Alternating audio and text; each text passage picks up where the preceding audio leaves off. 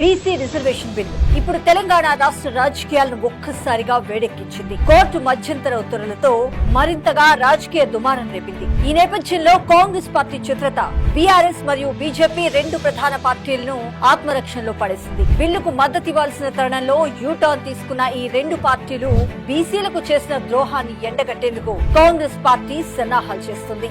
లోక్సభ ప్రతిపక్ష నాయకుడు గౌరవశ్రీ రాహుల్ గాంధీ గారిచ్చిన ఎన్నికల హామీని నెరవేర్చడంలో భాగంగా జనాభా ఆధారంగా రిజర్వేషన్లు పెంచడానికి కాంగ్రెస్ ప్రభుత్వం కుల మరియు సామాజిక ఆర్థిక సర్వే నిర్వహించి గత సమావేశాల్లో అసెంబ్లీలో తీర్మానాన్ని ఆమోదించి బిల్లును ప్రవేశపెట్టింది. దీంతో బీసీ రిజర్వేషన్లను 42% పెంచే బిల్లును ప్రవేశపెడతామని సీఎం రేవంత్ రెడ్డి గారు ఇచ్చిన హామీని నెరవేర్చుకున్నారు. బీసీల పట్ల తన చిత్తశుద్ధిని నిబద్ధతను మరింత ప్రదర్శించడానికి రాజ్యాంగంలోని 9వ షెడ్యూల్లో బీసీ రిజర్వేషన్ల బిల్లును చేర్చాలని డిమాండ్ చేస్తూ అఖిలపక్ష ప్రతినిధి బృందానికి నాయకత్వం వహించడానికి ముఖ్యమంత్రి శ్రీ రేవంత్ రెడ్డి గారు ప్రధానమంత్రితో అపాయింట్మెంట్ కూడా కోరారు. ఇది బీసీ బిల్లు పట్ల బీజేపీ బీఆర్ఎస్ కంటే కాంగ్రెస్ పార్టీకి ఉన్న చిత్తశుద్ధిని కృతనిశ్చయాన్ని తెలియజేస్తుంది.